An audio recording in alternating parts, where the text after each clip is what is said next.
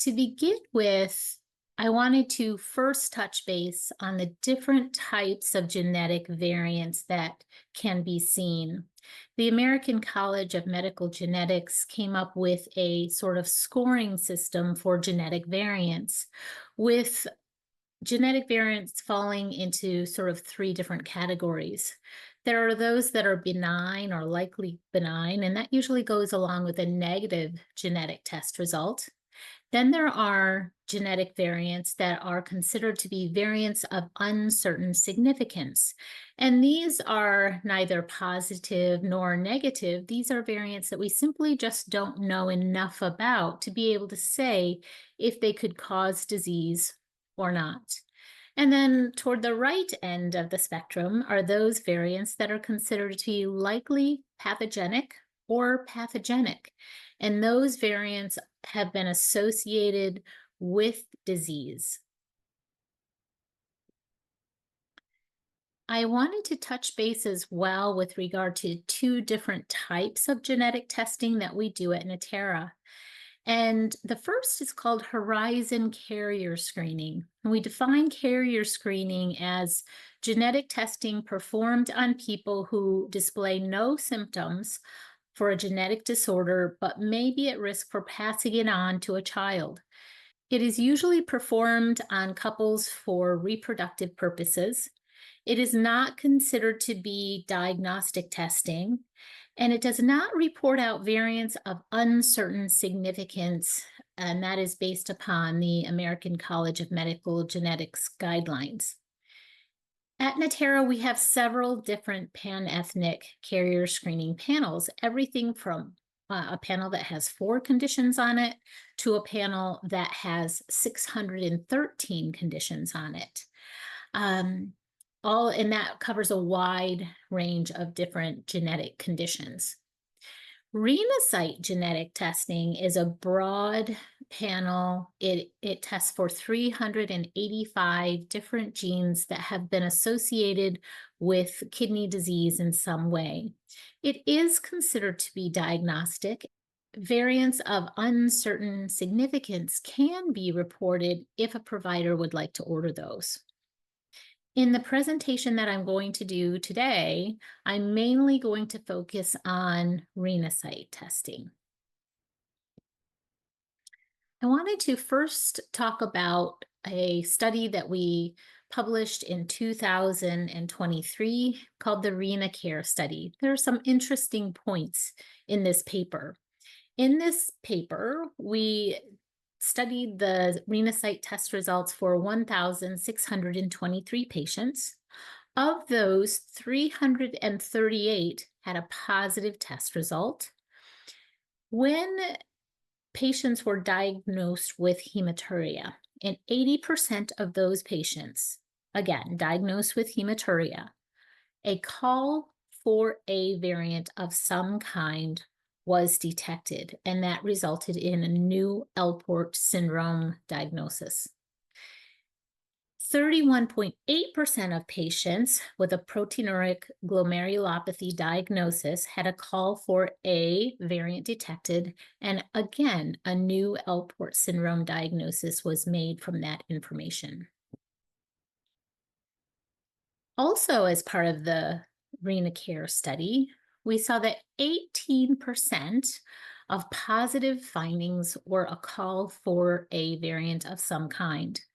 We also identified COL4A variants in all 12 different clinical categories that were evaluated in this study.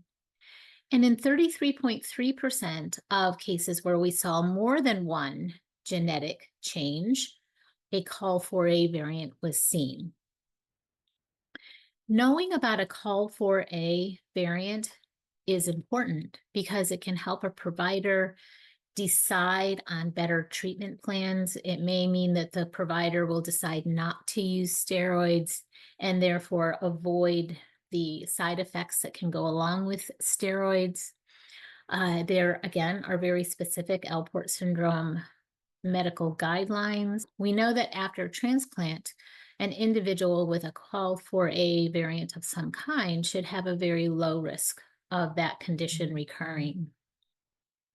Back in the spring of 2024, I did a review of the data that we had at hand. Currently, we've done a little over 100,000 Renasight tests. Back in April, when I looked at our data, I found 10,000 individuals with some sort of a change in a COL4A gene. 60% of the COL4A variants were pathogenic or likely pathogenic.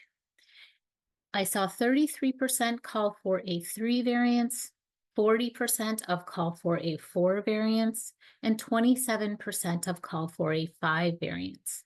By way of review, we know that the COL4A3 and 4A4 variants are on chromosome number 2, and the COL4A5 variant is on chromosome X. Typically, for people, we have one chromosome from each parent, and we have one copy of a gene from each parent. So for each gene, typically we have two copies, one from our mom and one from our dad. In about 154 patients, I saw a likely pathogenic COL4A3 and a likely pathogenic COL4A4 variant, and we call those digenic variants. As far as ethnicities, I saw about 47% of individuals were Caucasian, 21% Hispanic, 19% African American, and 13% were some other ethnicity, like Asian, Southeast Asian, Mediterranean, etc. I wanted to take a look at the genetic testing and the finding of COL4A variants in individuals as far as age groups. And I found that when genetic testing was done, we found COL4A variants in individuals less than a year of age, all the way up to close to 100 years of age, with a higher proportion being those individuals between the ages of 51 and 60 and 61 and 70. With more and more information coming out about the value of doing genetic testing earlier in a person's life, I'm hoping that we'll start to see people testing positive for COL4A variants earlier in their lives, like closer to between the ages of 20 and 40. I decided to take a look at each gene, COL4A3, COL4A4, and COL4A5, and look at individuals who have just one gene with a change in it, then individuals who have two have a change within both copies of the gene. And then I also wanted to split it up and look at genetic males and genetic females. So what I will start with here is individuals who have a change in one COL4A3 gene. And you'll see that I broke it up by CKD stage, with CKD stage 1 being much more mild and CKD stage 5 being more severe, and ESRD stands for end-stage renal disease. You'll see here that we see quite a range, everything from stage 1 all the way to end-stage renal disease for both males and females. You'll see that when there's one copy of the COL4A3 gene changed, we see males and females more so being at CKD stage 3, but there are individuals who are in end-stage renal disease, even with just one copy of their COL4A3 genes with a change in it. When we go ahead and look at individuals with a change in both copies of their COL4A3 gene, so they have two copies of a changed COL4A3 gene, we see more individuals having a later stage of chronic kidney disease. So more individuals at CKD stage 4 and 5 and end-stage renal disease. Same in the females with this as well. You'll see here that there's nothing written in the CKD stage 2 area, and this is not because there were no individuals at CKD stage 2. what I did when I looked at this information is I really concentrated on those tests where the information was filled out on the test requisition form to indicate what CKD stage a patient was in. And unfortunately, that information is not always filled out in our test requisition forms when they're sent in. When we go on and talk about the COL4A4 gene, again, when there's one copy of the gene with a change in it, we see kind of a lot of people at CKD stage 3, but people can and do progress on to later stages of CKD, and we see a range as well. Again, here we see a slightly higher number of males at end-stage renal disease. When we see individuals who have two changes in a COL4A4 gene, again, we see that there are a higher number of individuals who have a later stage of CKD. And again, we see some higher numbers of males with end-stage renal disease versus females with end-stage renal disease.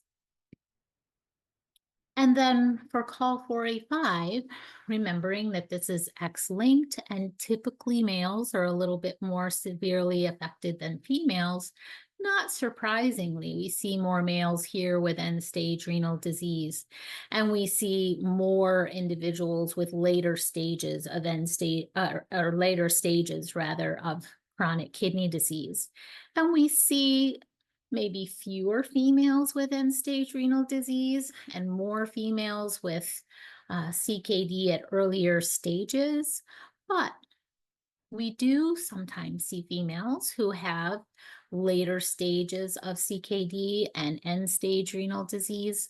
So even females with a change in a COL4A5 gene, and in the past we often referred to them as carriers, those are still individuals who really need to be on top of their kidney health and be going to see a nephrologist and understand how their kidney function is. When we think about our digenic patients, again, those are patients who have a pathogenic or likely pathogenic change in COL4A3, in one COL4A3 and one COL4A4. Again, we see more individuals at later stages of chronic kidney disease. And again, in this group, we see a higher proportion of males with end-stage renal disease. Now, what does that mean? Exactly what does any of this mean? All of this requires further study and further research. We're at a very exciting time when there is a lot of information coming out about the genetic changes that are associated with chronic kidney disease. So we hope to learn more as time goes by. Since we started doing more testing, more genetic testing in individuals who have Alport syndrome, we've realized that there are some different types of variants that we might see. Some variants may cause more severe disease than others. So in a recent article in Frontiers of Medicine, they did a nice job of sort of dividing out the severe versus not as severe variants. So we think that about 50% of changes in genes for COL4A3 and 4A4 and 4A5 are more severe. They cause a loss of function of the gene. And what could happen then is that we will see earlier proteinuria, earlier onset of kidney failure, earlier onset of hearing loss, and ocular abnormalities.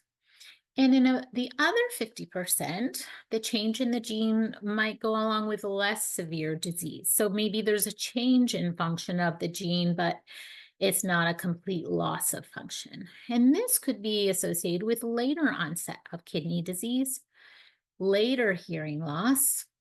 Major ocular abnormalities are not as common. These are individuals who may have had hematuria from a young age. In 10 randomly chosen people, with one COL4A3 variant and end-stage renal disease, I found that there were 6 out of 10 less severe variants, 4 out of 10 more severe variants, 4 out of 10 had an additional genetic variant, 1 out of 10 had a COL4A3 variant that was pathogenic or likely pathogenic, and 1 COL4A3 variant that was considered to be a variant of unknown significance. And for us, that sort of variant of unknown significance would be suspicious. And then 6 out of 10 were over the age of 60. In 10 random people with a change in a COL4A4 gene and in end-stage renal disease, I found that 8 out of 10 had a less severe variant, 2 out of 10 had a more severe variant, 5 out of 10 had an additional genetic variant, and 8 out of 10 were over the age of 40. So we do see some variation, and sometimes there are changes in genes other than a COL4A gene that are seen in addition, and that could also lead to perhaps a more severe disease course for a patient. So in summary, what did I sort of discover in looking at the results of our genetic testing for Renasight at Natera? I found that there's a wide variation in clinical presentation in individuals who have Alport syndrome. So therefore, Alport syndrome genetic variants we found in all age groups, and we truly cannot pigeonhole anyone with Alport syndrome because there is such a wide variation. The devil is in the details. What type of variant is being seen? Is there an additional genetic variant in addition to a COL4A variant? There are many different scenarios when we think about genetic variants that could affect a person's disease. Provider attention to detail in filling out the test requisition form is really important and is very valuable for us when we're trying to evaluate data. And a broad panel approach in doing Alport syndrome testing has proven to be valuable in many situations. Along this line of thinking about times when there's more than one genetic variant detected, in a recent study that we did using Natera data, this was a study that was looking mainly at individuals with APOL1 risk variants. What we have found is that individuals of West African descent can have changes in the APOL1 gene, and sometimes those changes can lead to chronic kidney disease. So in individuals where they found APOL1 dual risk variants, they found that there were 91 individuals who had additional findings. In 22.4%, a COL4A4 gene was identified. In 8.2%, a COL4A5 gene was also identified. And in 6.1%, a COL4A3 variant was also identified. So this study highlights for us the need for further investigation regarding patients who have genetic variants in more than one gene and how that could impact disease severity. And it also supports the idea that there may be modifier genes that are identified in addition to a COL4A gene and that could influence a patient's disease progression. In one of the papers that I read before I did this talk, I felt like they really highlighted nicely the reasons why genetic testing can be really important for both healthcare providers and for patients. Basically, doing this testing can help to predict prognosis of a person's disease journey earlier in their life, which can be valuable for both providers and for patients and their families. Secondly, it helps providers determine a treatment plan earlier for patients. It allows consideration for a more or less aggressive treatment plan as needed, depending on how a person's genetic test results have come out. This is the end of my presentation. Certainly at the Alport Connect meeting, we had lots of good questions. I'm always happy to help answer questions for patients. This is my email, evalenti@natera.com. So please do feel free to email me with any questions.